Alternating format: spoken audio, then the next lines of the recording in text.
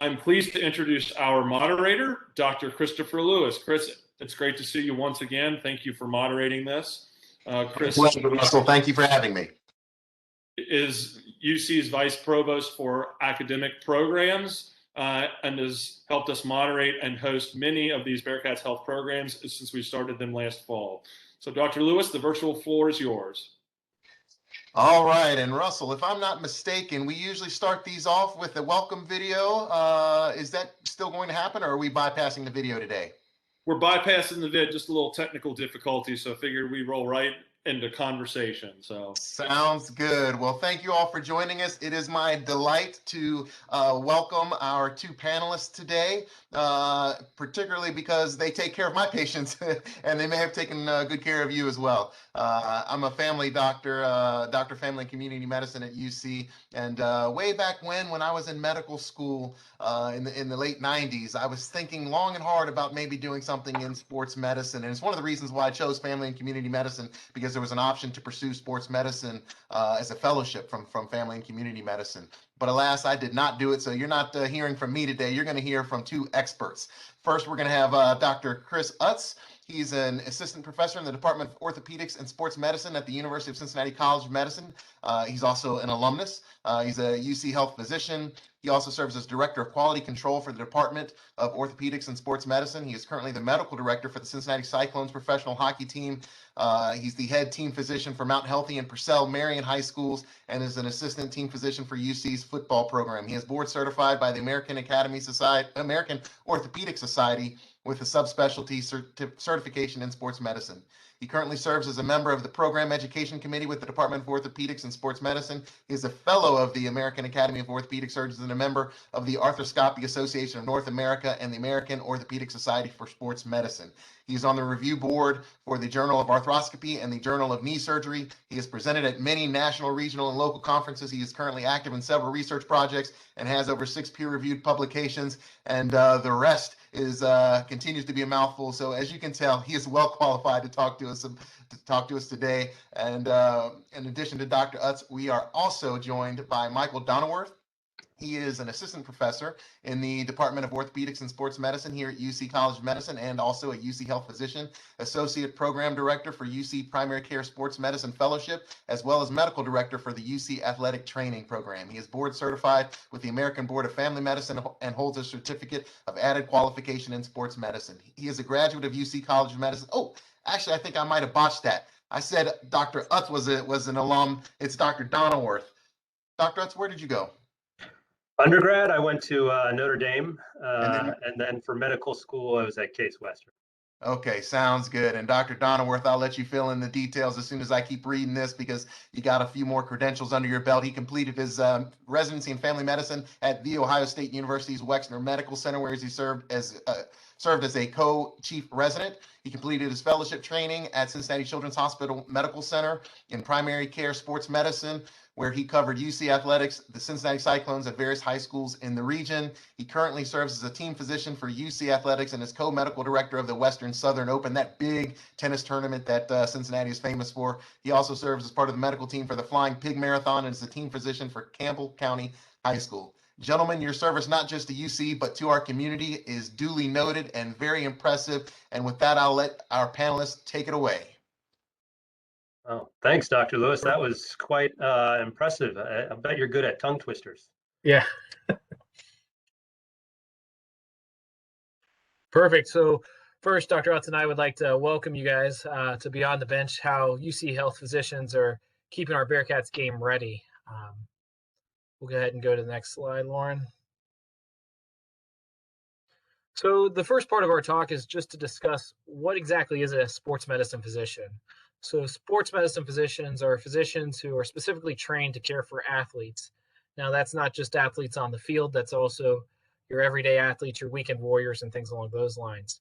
There are two main types of sports medicine physicians. There's the primary care sports medicine physician, which I have fallen into that category. And then there's the orthopedic sports medicine physician, which is a surgical-based physician that Dr. Utz is a part of. Most college and professional teams have both types of physicians caring for their athletes, their staff, and kind of keeping them healthy and on the field. Next slide, please. So I'll first start by talking a little bit about primary care sports medicine physicians. So that's kind of where I come into the role in. A primary care sports medicine physician is a physician who's specifically trained to care for athletes participating in any sports. The initial training is in any of the following residencies after medical school. So family medicine, internal medicine, pediatrics, med peds, emergency medicine, or physical medicine and rehabilitation.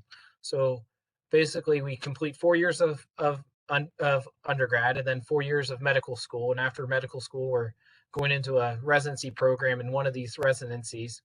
After that, all of these residencies apply to an additional training program or a fellowship program to basically learn how to specifically care for athletes. Now, this is basically trying to drink from a fire hose where you're learning non-operative orthopedic injury management as well as non-orthopedic injury management as well. So for myself, I did my med school training at University of Cincinnati. I went on to do family medicine training at The Ohio State University. I followed that up with a fellowship in sports medicine at Cincinnati Children's Hospital here in Cincinnati. And then while I was a fellow, I covered UC athletics. And then after fellowship, joined on faculty here at UC and have been here ever since. I'll let Dr. Utz talk a little bit about the orthopedic side of it. Next slide. Yeah, so I'm an orthopedic sports medicine physician, and we take a bit of a different route. And as such, we kind of have a different focus when we're looking at athletes. So my training after medical school was a general orthopedic surgery residency. That's a 5-year residency where we learn to deal with all kind of orthopedic injuries. Those are musculoskeletal injuries, including trauma to the long bones and the pelvis, fractures. We learn about spine surgery as well as hand surgery, including all sorts of sports surgery as well. So we learn all about orthopedic surgery. After that, I do a year's fellowship in sports medicine. Now, I was fortunate enough, Dr. Lewis said I'm an alumnus, and I let that go initially because I did actually come to UC to do my sports medicine fellowship. And for anyone who's had any contact with the sports medicine department in the last 25 to 30 years, you may recognize that guy in the picture down there. His name's Dr. Colosimo, and he's been helping to take care of our athletes for somewhere around 25, 30 years since the 90s. And I did my training under him as well as some of the private practice guys in town to learn a little bit more about musculoskeletal injuries in athletes and how to take care of them. We also focus a little bit more on surgical techniques specific to athletes, in particular arthroscopic surgery. We learn a little bit more on on-field evaluation of the athlete and how to take care of them. And we also learn some of the non-musculoskeletal injuries that is a little bit more natural to the primary care sports medicine, things about concussions, blunt trauma to the abdomen, as well as the chest. So if we go to the next slide, we mentioned that most folks or most college or professional teams have both a primary care as well as an orthopedic sports medicine specialist. And you may ask yourself, why is that? And that's because there's a certain synergy in both of us kind of taking care of the athletes. We each have a little more experience in one aspect versus of athletic trauma and injuries versus in another. So the primary care sports medicine folks are very good at concussions. They know a lot about chest and abdominal trauma and other medical issues. And particularly this year, they were critical in helping us take care of our athletes with regards to COVID-19. As far as the orthopedic aspect is concerned, a lot of us have a lot more experience in terms of the orthopedic care. And in particular, if our athletes need any kind of surgical treatment, we're the ones who can take care of that. Both of us work together with the athletic training staff on prevention strategies to prevent different kinds of injuries and take care of our athletes once they're injured. So it's a lot of communication between everybody. So from a typical seasonal calendar, generally it starts in the preseason and training regimen. So during that time, we're doing our preseason physicals, evaluating incoming athletes, freshmen, transfers from other colleges and universities, junior colleges, and so forth, looking for any underlying health issues that they may have coming in, things that we need to keep an eye on and address. During this time, we're also monitoring preseason training. This is working in conjunction, like Dr. Utz said, with the athletic trainers and managing any injuries that happen in that preseason fold. A lot of this stuff that you guys are seeing on television is all the in-season stuff, but prior to getting the athletes on the field, there's a whole litany of tests and and evaluations that the athletes are undergoing. We have baseline data, baseline values that we have for them. So that way, if there is an injury, we have kind of an idea of where that athlete was to begin with and what the goal is to try to get them back to that. During the season, Dr. Utz and I, from the sports medicine perspective, are constantly monitoring the athletes with the athletic trainers. Now, the athletic trainers are kind of our boots on the ground. They are with the athletes every single day. They're at every single practice. Dr. Utz and I have training room times where we're going into the training room and evaluating the athletes during that time period, but both of us are seeing patients on a regular basis in the outpatient offices. We manage in-season injuries and illnesses that may occur. And once again, constant communication with the athletic trainers and coaches in terms of what sort of injuries are going on with our athletes, where we're standing from a training standpoint. Are we looking at possible overexertions and things along those lines?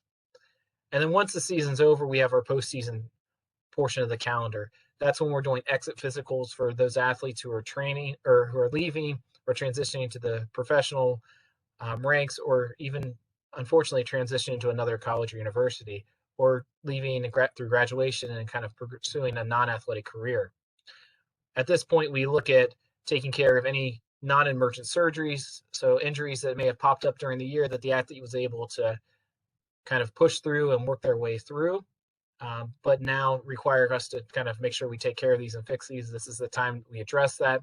We look at any sort of nagging injuries that are kind of still causing issues and problems for the athlete that we can work on establishing a game plan to get them fully recovered and getting them back to 100%. So that way, when the preseason training portion of the calendar comes around again, they're ready to go. Next slide. So we thought it might be fun to take you through kind of our typical routine for a typical football or basketball game. Football game is about 3.5, 4.5 hours on TV, but for us, it's a whole day affair. So typically pregame, we have to arrive 2 hours pregame. This past year, we actually arrived 4 hours pregame in order to get COVID tested. And basically during that time, we're in the training room, okay? And what we're doing there is we're reassessing injured athletes, sometimes making the final decision on whether those athletes are okay to play that day or not. Basically kind of going over some of our management plans for athletes who are playing with injuries, what we're gonna do during the game for them. Occasionally we'll do pregame IVs. These are particular for some of our athletes who have an increased risk of dehydration, such as athletes with sickle cell trait. These are usually not needed on the colder days, but on the warmer days, they can be very important to help prevent heat exhaustion or other kind of heat illness type things, which are things we have to monitor on the field. Field can get really hot on those hot days, up to over 100 degrees on the field. At that time, we go out and we meet the opposing team's medical team. And this is real important, whether we're the home or the away team. If we're the home team, we're meeting the opposing team's medical team and kind of talking to them about what our medical capabilities are on site. We actually have X-ray on site, so if someone needs an X-ray, we can help them get that. We're talking to them about the emergency action plan. So if some athlete goes down and needs to be transported to the hospital, where the EMS is, where they're going, what hospital, and how we're going to help them take care of their athletes. Additionally, we usually have a liaison on their side of the field. So if they have any questions or needs, they can contact that person and get a hold of us. If we're the away team, we're meeting the opposing team's medical team and learning all of that stuff for ourselves, so we know how we can take care of our athletes. It's an interesting situation when you're the away team because technically most of us don't have medical licenses in the state we're actually in. Thus, if they leave the field, we really can't do much in the hospital they're going to, so we're reliant on the opposing team's medical team for care, if that's the case.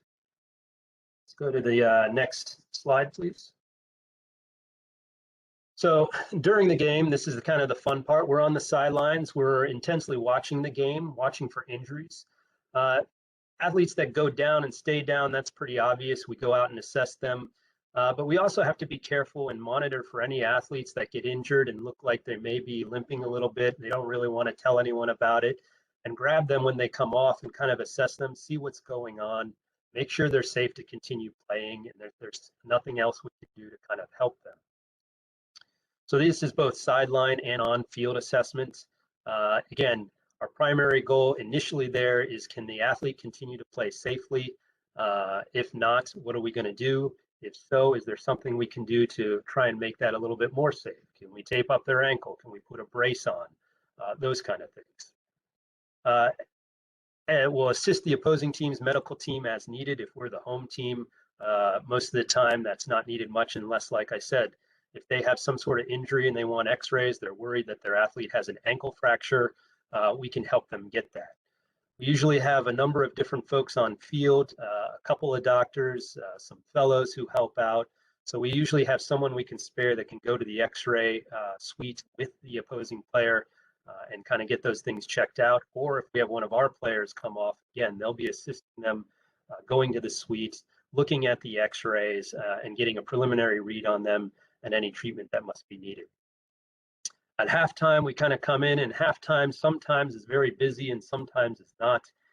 We're reassessing any injuries on the field that kind of need to be reassessed and see, can they continue playing? How are they doing? Sometimes we'll have to do IVs on those really hot days. We may have to do another set of IVs for some of our athletes that typically get dehydrated very easily. We go to the next slide. I'm going to spend a little bit of time specifically on on-field injury. This is really important when the athlete can't walk off. Usually we have talked as far as our team's concerned ahead of time on how we want to manage this. Usually at least one athletic trainer and one physician goes out onto the field, okay, often more than one. You'll find a lot of times at least one of us will be at the head of the athlete, just in case they have a spine injury. We kind of follow a protocol. Our first priority is to make sure that the patient or that the athlete is okay from a general medical standpoint. It's what we call the ABCs. Make sure that their airway is okay, that they're breathing, and they have circulation. We see all those basically news stories of athletes that have dropped and have sudden cardiac issues, and that's the first thing we want to make sure that's not going on. Usually the second thing after that is checking for spine injury, okay? Because that's the next most complicated thing we may have to deal with. Those folks we do not want to move. We don't want them getting up on their own until we fully evaluated them. After those two things are ruled out, then we kind of look at whatever other specific injury the athlete is complaining about. A lot of times if we go out there and they're, can talk to us, we know that they're going to be fine from the ABC standpoint, and they can tell us, hey, my knee hurts or something like that. Specifically to illustrate this, we're going to go over, there's a picture down at the bottom there. You guys may remember, if you pay any attention to football, pretty devastating injury that we had in 2013. If we go to the next slide, we'll play a video. This is Munchie Legao. He was our starting quarterback. So this is a game against Illinois. He gets hit kind of low around the knee. Show it here again in a different view. Right there. And we can kind of see, so as it's panning back and forth around him, actually that's the opposing player calling to the sideline and saying, hey, come over and evaluate this. As it stopped there, you can kind of see that the leg doesn't look quite right. And I can talk about this because basically all of it's kind of become public knowledge for the most part. There was a lot of articles written, particularly after he got better. But he suffered a knee dislocation on the field. And so when we got out there, of course, we got to make sure he's okay from another standpoint. But he had to get transported to the hospital. And when you have a knee dislocation, as some people may know, one of the things you worry about are injury to the arteries in the back of the knee. And those can be devastating if you do have those. So we typically will transport anyone who has a knee dislocation to the hospital to kind of get further tests and observe at least overnight to make sure they don't have any sort of arterial injury. Fortunately, he did not. He was discharged the next day. We brought him back to UC, got an MRI, and he actually had surgery within a week. I was able to be present at that surgery. Dr. Colosimo did it, but I was there assisting him. That went very well. He actually had a very good recovery, and he was able to play the following year. He started a couple games when Gunnar Kiel got injured. So it was a pretty good outcome, but a pretty devastating injury, and these are the things that we prepare for all the time. Next slide, please. So then there's the post game. Once the game's over, our job's not quite done yet. We're usually there for about an hour or two afterwards. Again, bringing athletes back in, reassessing injuries. Sometimes we'll actually have athletes come into the training room who we didn't even know were injured and start talking to us about, yeah, you know, I jammed my finger on this one play, or my knee's kind of bothering me a little bit, and then we have to do basically a new assessment. We're very fortunate at UC. We have an MRI machine right there at the stadium. So a lot of our athletes, if we think we need an MRI, we can actually get them right after the game. So we'll develop our initial treatment plan for these athletes and finalize it as we get further imaging. A lot of times we get to celebrate. This past year, we got to celebrate a lot. The picture kind of on the upper right there is a whole bunch of us on the field this year. You can see we're all in our masks. And then in lower right, this was after we got the American Athletic Conference Championship. That's a bunch of us on the medical team posing with the trophy. So that was a very fun year this year. Thanks, Dr. Rutz. So I'm next going to talk a little bit about the typical basketball game routine. But before I get there, it looks like Chris had sent in a message or a question about understanding athletes are assessed pregame and during the game as well as postgame, and ultimately makes the call as to whether an athlete can continue to play. So the way we approach that, it's a team approach. So the physicians, the athletic trainers, so the entire medical staff kind of convenes on this. Ultimately, the responsibility of clearing an athlete to play falls on the sports medicine physicians. So we do that with the input of the athletic trainers, with the athlete themselves. But the ultimate responsibility of that falls on Dr. Rutz and myself and the other sports medicine physicians to clear those athletes. We kind of fall into a very unique and kind of a very guarded place here with the NCAA, because they have passed legislation that gives the physician the unilateral authority to make the clearance for athletes. And as such, the way that these things are structured is that neither of us are employees of the athletics department. So our working on the sideline with the teams and things along those lines is not through the athletic department. It's through UC Health. And so what that does is that allows us to have conversations and make health decisions independently and without fear of retribution in terms of where we go from there. And we're protected by the university as well as by the NCAA for that reason. And so that we kind of keep things separate along those lines. Yeah, I would just add one other thing. When we're at games and things like that, yeah, definitely the physician has the last call. During the week, during practice, a lot of times there are injuries that may occur at practice. We're not at all of the practices, but the athletic trainer is at all of the practices. So he may do an initial evaluation and determine, hey, you can't finish practice. We're going to get you into the doc before we let you play again. If it's something very mild, like a mild hamstring strain, and the athlete can run and jump and do all sorts of basic functional tests well, they'll allow them to kind of continue practicing, but a lot of times they'll still see us before any game day. So walking through the process of a typical basketball game, it's somewhat similar to a football game, but there are some key differences. Generally, like Dr. Utz said, we usually arrive a couple hours before the game to check on athletes, check on any injuries or anything like that. During a typical basketball game, we also meet with the opposing team's medical staff. One of the key differences here is that most basketball teams throughout the country do not travel a physician with them. So when the UC football team travels, or when other teams are traveling here to UC, they're typically sending their athletic trainers, usually 2 or 3 athletic trainers, as well as team physicians, both a primary care and an orthopedic physician. With basketball, very few teams are actually sending physicians. So UC is actually one of the teams in the country that does travel a physician. So I travel with the Bearcats on the road for basketball.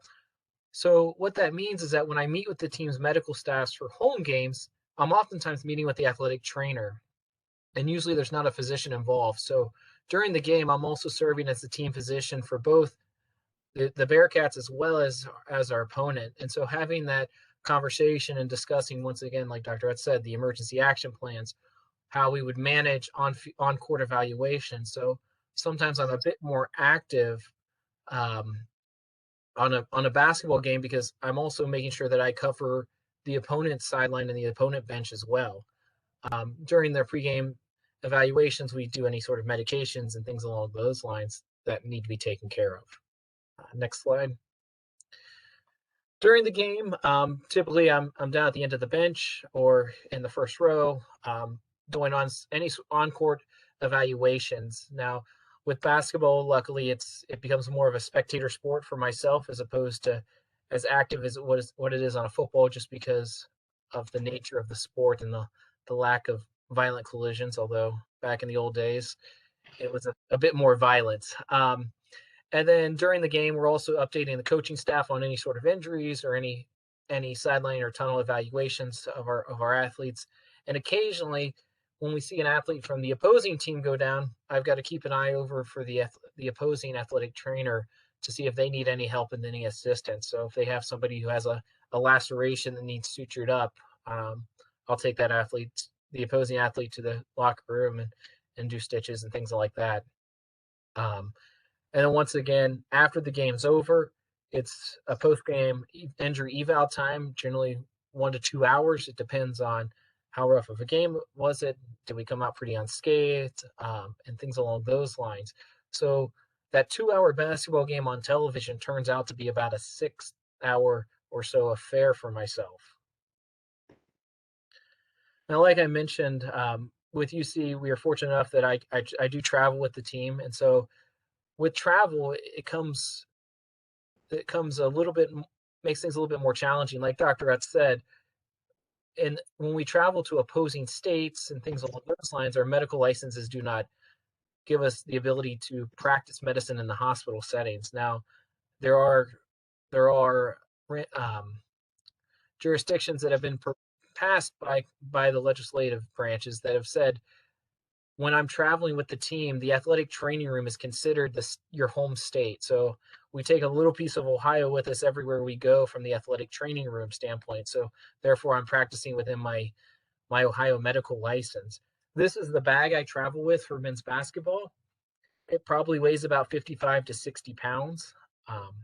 And basically what I'm trying to do is I'm trying to travel a miniature doctor's office on the road with me to make sure that we can take care of anything that comes up. So as we dive into it, on the center section, you can see the middle portion there. It's all my medications. I have everything from over-the-counter medications. You can see some NyQuil, Dayquil, Gas-X, saline drops for contacts. I also have antibiotics, Tamiflu, prescription nausea medicines.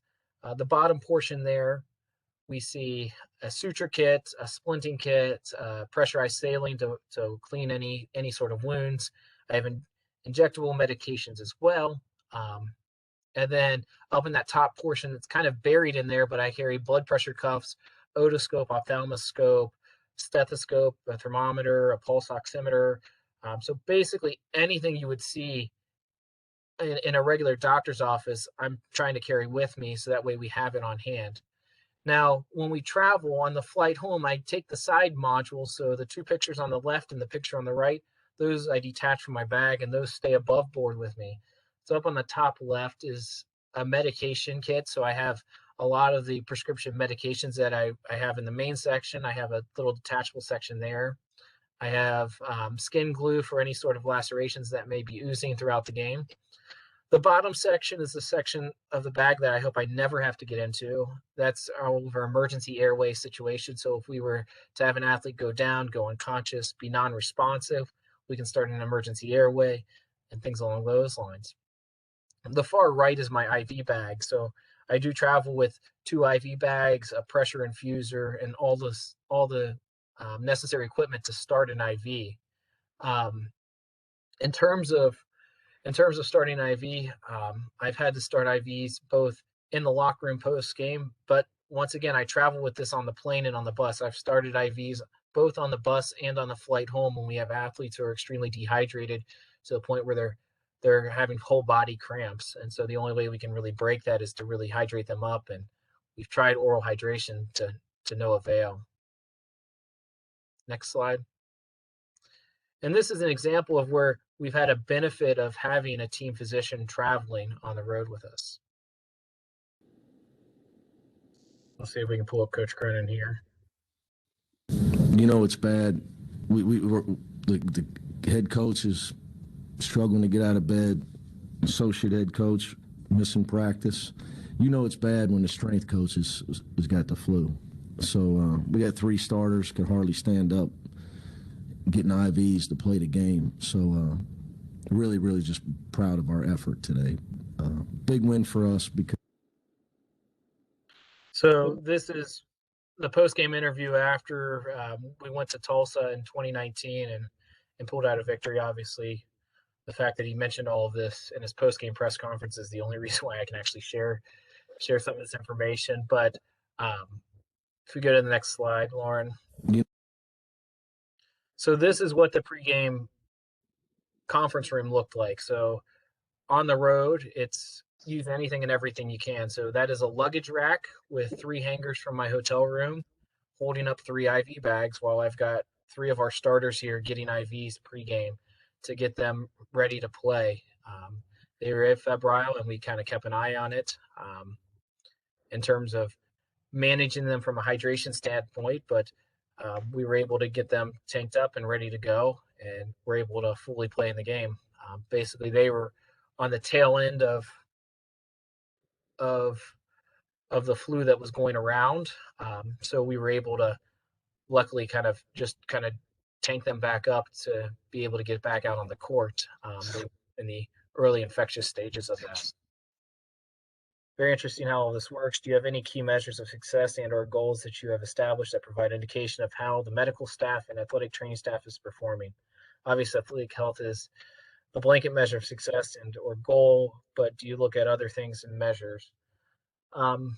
So I think obviously for us, the biggest thing is the health of the student athlete. I always tell the athletes when I'm doing their initial evaluations that serving as their team physician, I mean, I'm serving as basically their primary care physician as well. My goal is to keep them as healthy as possible and make sure that they're performing at their best. Obviously, athletic performance plays a little bit of a role into that as well. Fortunately, there are things that are outside of our control. I know recently there's been some talk about sports medicine staff and increased injuries.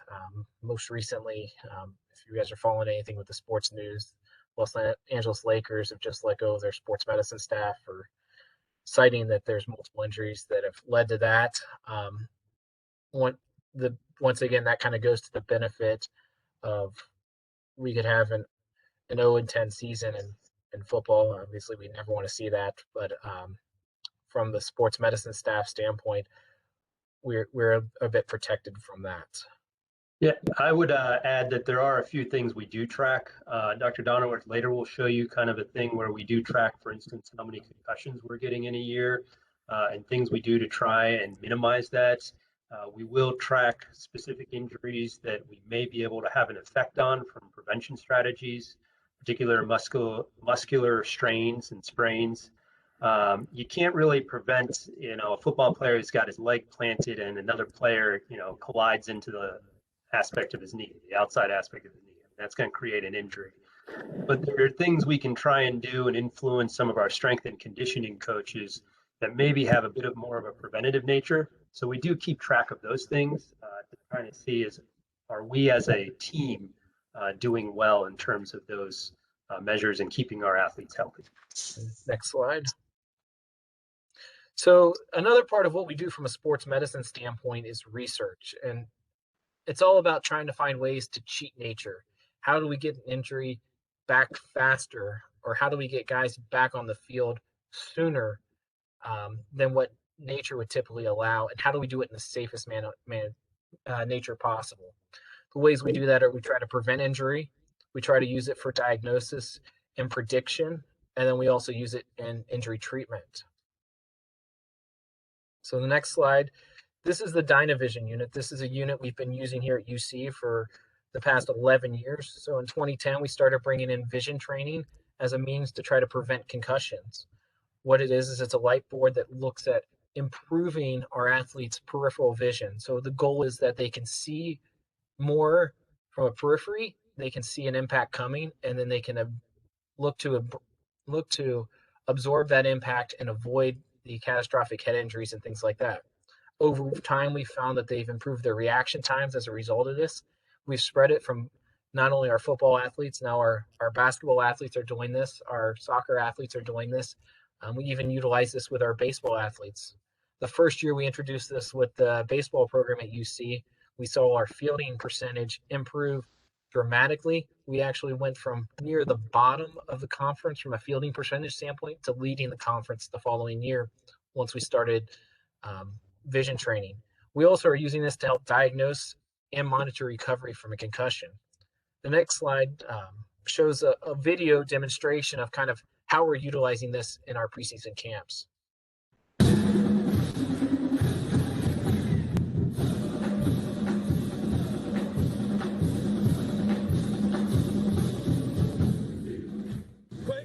Training camp is about getting the team ready for the season. Preparation and prevention are two of the key words.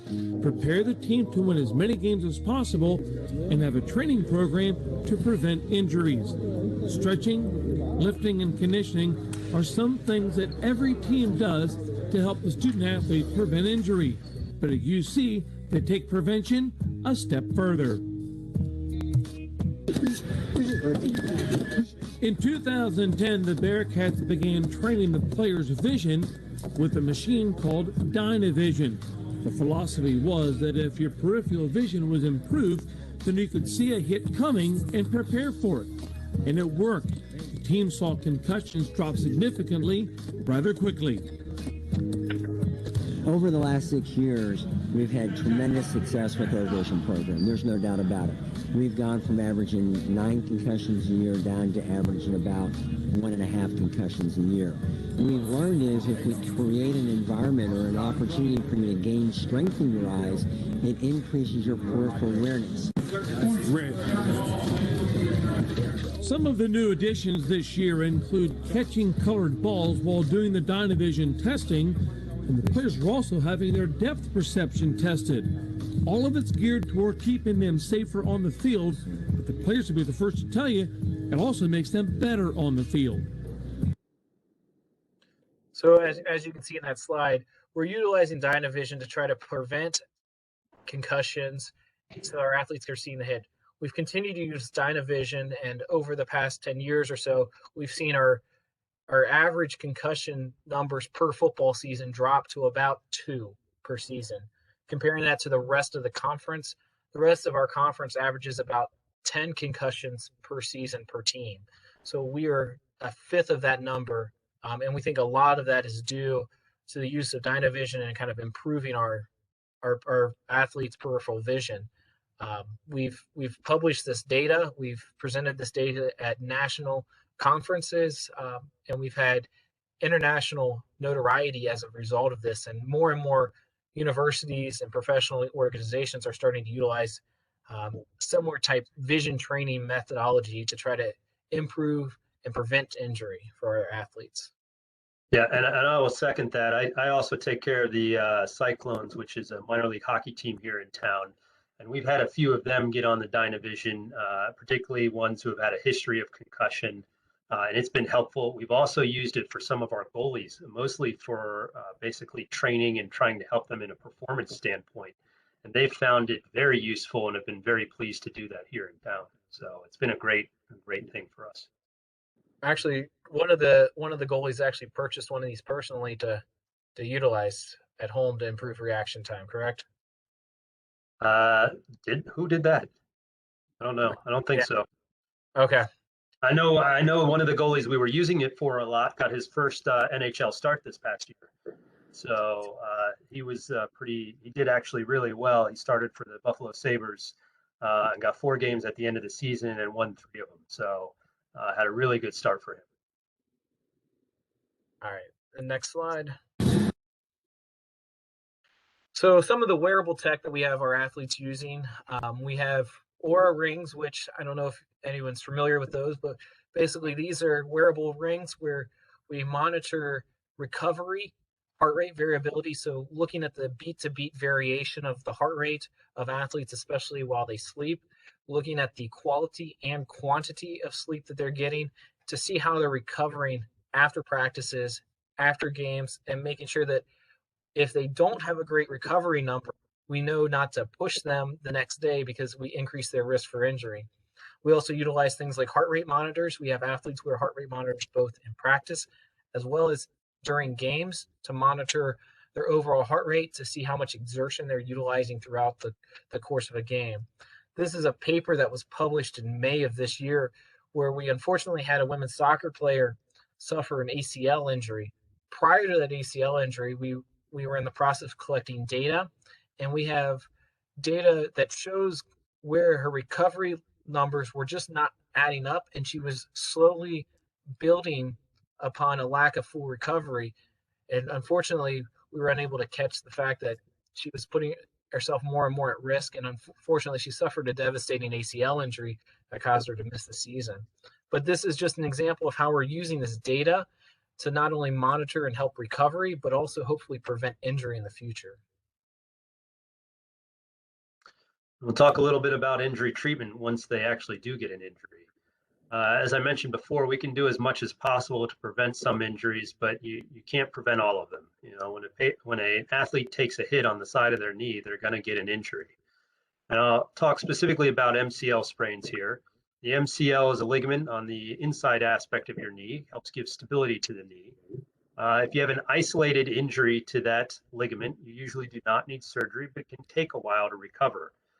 We usually grade them anywhere from a grade 1, which is a mild injury, to a grade 3, which is a complete tear of the ligament.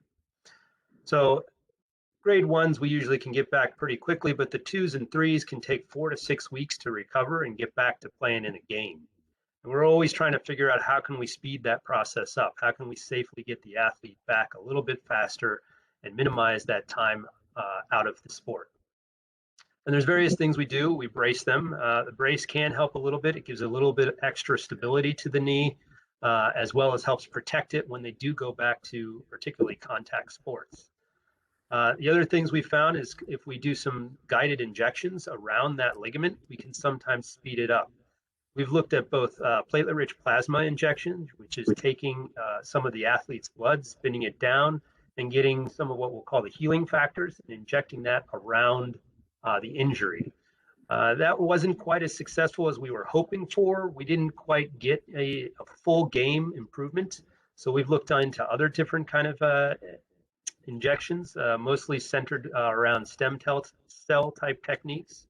And we have found that we have a concoction that we think is basically, we're gathering data still because we don't have enough of these to get, each year, get definitive statistical evidence. But right now it's looking like we're getting athletes back about a week earlier than we would have beforehand with some of these injections. And that would be pretty significant. That's one less game missed. So we're doing things like that. MCL, we're looking at hamstring strains. Those can really be nagging for athletes for a long time. If there's anything we can do to kind of speed the process up of healing and prevent re-injury, those are the things that we're kind of looking at. I think that, COVID-19. Yeah, so the big elephant in the room. So obviously this year has been unlike any other year from a sports medicine standpoint. It's kept myself and Dr. Devine, who's the head team physician over at UC, quite busy with kind of monitoring our student athletes and evaluating them for COVID-19 and figuring out a way to develop safe return to sport. Because all of us love to have our athletes out on the field, but our goal is to make sure we're doing it in the safest manner possible. So from a team sports medicine standpoint, our goal was to try to develop routine surveillance and symptomatic testing of all UC athletics and personnel. In total at UC, we did over 10,000 tests on athletes, coaches, support staff, medical staff, and things along those lines. So obviously quite a bit of resources going into that to make sure that we were able to complete safe and healthy seasons. Next slide, please. So as part of that, what we developed our contact tracing and quarantine procedures. Any athlete that was suspected to have COVID-type symptoms, we had a separate evaluation area that was isolated out. We saw them and evaluated them in full PPE. So this is myself getting ready to evaluate an athlete. As you can see, you've got the N95 mask on, goggles, face shield, full gloves, and the whole 9 yards there. We've developed the quarantine procedures and tracing procedures that meet both the university standards, the health department standards, both at the city and state level, as well as working with the medical advisory group, which was basically team physicians from all of the teams in our conference to develop what our testing mandates would be. So when we were traveling to other cities to play those teams, we knew that they were following the same sort of testing mandates that we were. If we were traveling and playing a team from an outside conference, we also had to make sure that we followed their conference protocols and their conference was following our protocols to make sure that we were keeping our athletes as safe as possible. Unfortunately, we did have some athletes that test positive for COVID. As a result of that, myself and Dr. Devine were in charge of managing those athletes, arranging their treatment, arranging their isolations, but not only that, but also directing that return to play protocol. So basically what we do is we look for making sure that after COVID-19 that they are symptom free, that we see no lingering effects from COVID. We evaluate for any sort of cardiopulmonary issues that may be lingering to make sure that they can safely get back onto the field, court, or back to the sport and life in general. So obviously this has added another huge stress to the sports medicine side, but obviously it helps kind of keep us on our toes and kind of re-solidify that teamwork with the sports medicine staff in terms of developing a game plan, not only for our university, but for all the universities in our conference and throughout the country. So in total, I think I was tested nearly 200 times for COVID, getting multiple tests per week for both football and basketball, because basically we always had to have physicians on standby. So if one physician went down, somebody else needed to make sure that they were able to be there on the sideline to make sure we were providing adequate care. So Dr. Nuts and I spent quite a bit of time getting tested to make sure we were able to continue to care for our athletes. Yeah, which was kind of interesting. So even if you weren't slated to be the physician who went on an away game for football, I still had to be ready to go potentially if the primary guy who was covering that was unable to attend that game due to testing positive. And vice versa. If I was slated to go, there had to be someone ready for backup in case I couldn't go. Yeah, so it was an interesting year. Yeah, it was.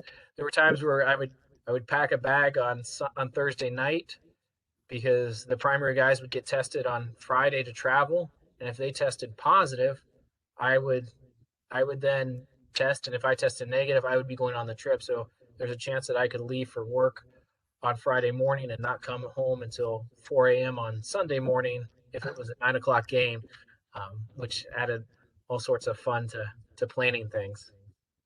But thank you guys for your time, and I think we'll open up the floor to any questions at this point. Well, I see one question that hasn't been answered in the chat. Do you need recruits? That is coming from Viv. Do we meet recruits? You need recruits. Sounds like everybody else is just as impressed as I am with what you guys do, and you might have a volunteer. Yeah, no, actually, seriously, gentlemen, thank you very much for your presentation. So sorry to cut you off. Go ahead. No, I was going to say it's a pretty extensive team to help take care of our athletes. You're just meeting a small part of it here today. We got to give credit to all the athletic trainers, all the support personnel, physical therapists who help work and help recover our athletes. And then we also, on game days, have other support personnel. We usually have a radiology tech. We usually have an MRI tech there. There's, some EMS guys there. It's a pretty extensive team. We could always use help. Well, again, on behalf of the University of Cincinnati, thank you for your service to our student athletes. Thank you for your service to our community and to our university. I have a couple of questions that were sent in advance. One of them is, what is the most common misconception about team physicians? Or said another way, what would surprise people the most? Well, I guess one of the things people have to understand and that they don't always know is that we have a regular job too. So, my whole job is not taking care of UC athletics. In fact, that's kind of a side job. It's something that occurs after hours and I'm regularly taking care of patients, normal patients all the time. I have a regular clinic, regularly surgery scheduled time. And this is something we kind of fit in after hours most of the time. I don't know. You got another idea, Dr. Dunworth? No, I mean that's probably it. I mean, obviously this is the fun thing to talk about. It's fun to talk about being on the sideline or courtside for UC athletic events, and you get to the coaches and stuff like that. But like Dr. Utz said, I mean, basically from 8 to 5, we are seeing patients in the outpatient orthopedic office. I see anything from 9-year-old kids to 99-year-old grandmothers, and taking care of all of them. And then all the while afterwards, knowing I finish up clinic, I'm going to head down and spend 6 hours covering a basketball game as well. It continues to add to the long nights and things like that, but it's quite enjoyable. And I think another part is kind of what you talked about, Dr. Lewis, is that not realizing that you don't have to do orthopedic surgery to do sports medicine. Oftentimes we think about the orthopedic surgery route of it, but from the primary care standpoint, we do a lot from the sideline and things along those lines, and we provide quite a bit of benefit with that, and kind of working hand in hand with our orthopedic surgeon partners. It kind of was brought more to the forefront this year than any other year because of what we did with COVID and things along those lines, to try to keep sport going and keep our athletes back on the field and court. Having served on the COVID executive team for the university, I can assure you that every team member that I interacted with from athletics in this day and age of COVID just has been stellar and wonderful. So thank you all again for your efforts for health and safety beyond just typical sports medicine stuff. We've got a question in the chat. Is there a role that UC Orthopedics and Sports Medicine is playing with the new Student Athlete Career Development Institute that John Cunningham has been talking about? So not officially. Obviously, our goal is to allow our student athletes to kind of move forward along progressing into life outside of athletics as well, and kind of finding that balance. And so the goal is that we get our athletes prepared for life outside of athletics. We have had several of our student athletes go on to apply to medical school and things along those lines. We've had former student athletes working in our clinics, helping from a research standpoint and things along those lines. We've actually had some athletes who we've medically disqualified, so they've had medical conditions that have prevented them from continuing in their athletic career, who have actually joined on with the sports medicine staff to help with some of the research and things like that, where we're collecting data from our student athletes. So there's not an official capacity listed as far as I know of, but obviously we have such a great relationship with our student athletes that the opportunities are definitely there for them. Yeah, I would mention one other thing. Again, we're not, like you said, officially involved in that, but one of the joys of being part of the sports medicine is getting to know the various athletes, getting to know them outside of their sport. The vast majority of them are not going on to professional sports. They're going to go on to a regular job after they graduate from college. And sometimes, we can do things to help that, and that's one of the things that I think is really great about the Alumni Association as well. They can kind of help our athletes find, good jobs or find good opportunities as help them transition from sport to their next step in the world. Thank you for those answers, gentlemen. We've got an interesting question here about the HRV that you mentioned earlier. What is the HRV threshold, either in a number or range, where you will give an athlete a rest day or a lighter training day? And are the values different between male and female athletes? Yeah, so HRV is heart rate variability.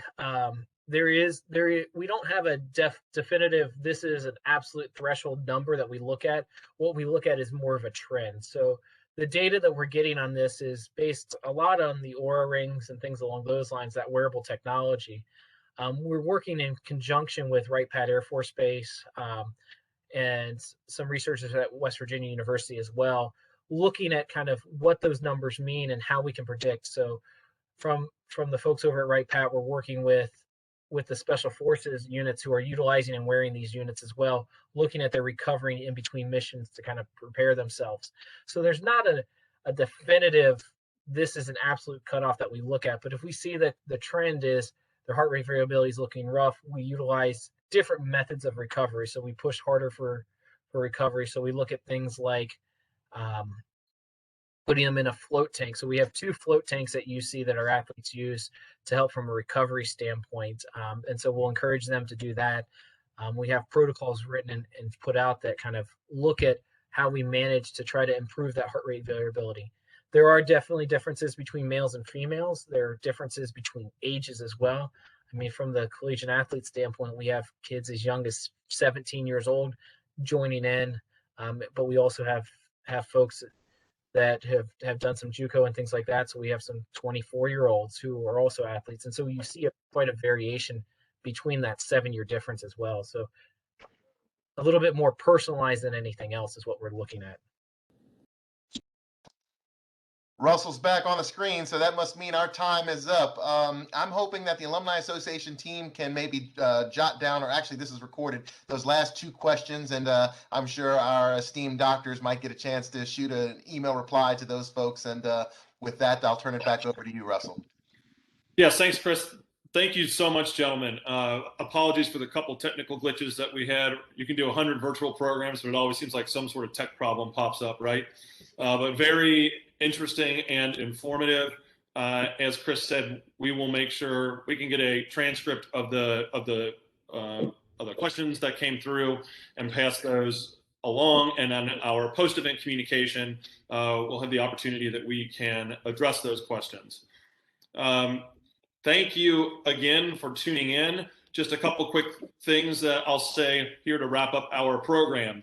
Keep an eye out for that post-event email communication with a link to the recording and our upcoming programs and resources for our BEARCATS Health series between the Alumni Association and UC Health.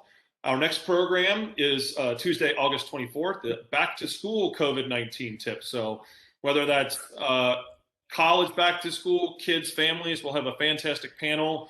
Among them will include Dr. Lewis, who was our moderator for today. I'd also be remiss if I did not mention BEARCATS Connect. So that is the Alumni Association's new online platform for alumni and employers. We launched this last fall during COVID. We wanted to help to facilitate connections among all of our constituents in Cincinnati and beyond. This is our virtual platform. We hope that if you have not joined it yet, that you'll sign up and you've got then the opportunity to connect with fellow alumni and employers across the world, really. So again, thank you all. Thank you, Drs. Lewis, Donnerworth, and Utz. Thank to our participants for tuning in, for this program. Go BEARCATS. Go BEARCATS.